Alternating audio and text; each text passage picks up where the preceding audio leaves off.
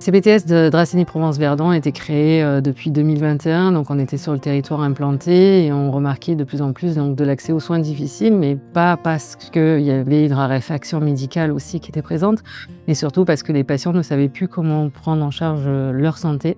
Donc pour faire face à ça, on a réfléchi à créer ce centre de prévention qui peut être un guichet d'accompagnement du patient pour sa santé, donc dans des missions de prévention toutes simples primaires, mais qui peut être plus complexe tertiaire, avec des parcours de soins complexifiés, avec des polypathologies chroniques et autres.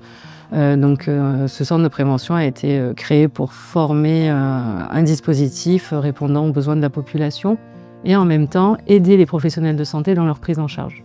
Il faut bien expliquer aux patients qu'on ne remplace pas un médecin traitant.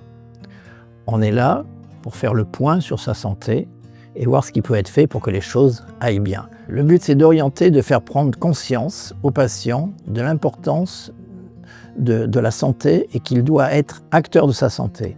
Le docteur a très bien expliqué l'accompagnement, ce qui était possible, ce qui n'était pas possible.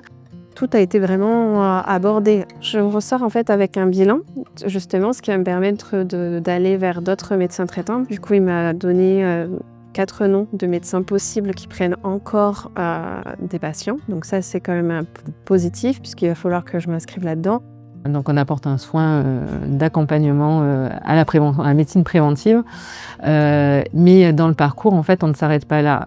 C'est ça l'objet de la CPTS, c'est de pouvoir aussi accompagner le patient dans son parcours de santé et de le réintégrer dedans, donc de le sécuriser par nos partenaires, par nos liens, par nos mises en place d'actions.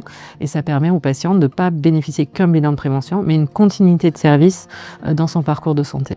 Il y a des patients qui n'ont plus de médecin traitant, qui sont en errance médicale, qui sont sortis du parcours de soins et qu'on l'on remet justement dans le parcours de soins. Et c'est l'intérêt que ce centre de prévention soit adossé à la fois à la CPTS ou à d'autres MSP ou d'autres structures de prise en charge de patients par médecin traitant, par médecin généraliste, parce que justement, il y a une commission qui va se réunir au niveau de la CPTS.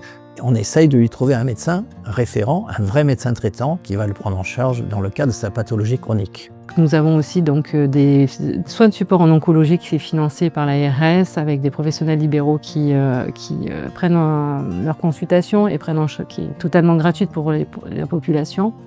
On a une ambassadrice du numérique qui est venue s'agrémenter au centre de prévention pour pouvoir accompagner à la e-santé autant les professionnels de santé que les patients. On a une infirmière azalée qui s'est intervenue en plus, c'est-à-dire qu'elle est partagée avec son temps d'azalée et un temps de mission de prévention sur site, pour lequel elle déploie des ateliers pour les maladies chroniques, cardiovasculaires, diabète, ateliers mémoire, cognitif. On déploie au fur et à mesure des ateliers, des actions, autant pour le public, pour la population, que pour les professionnels de santé.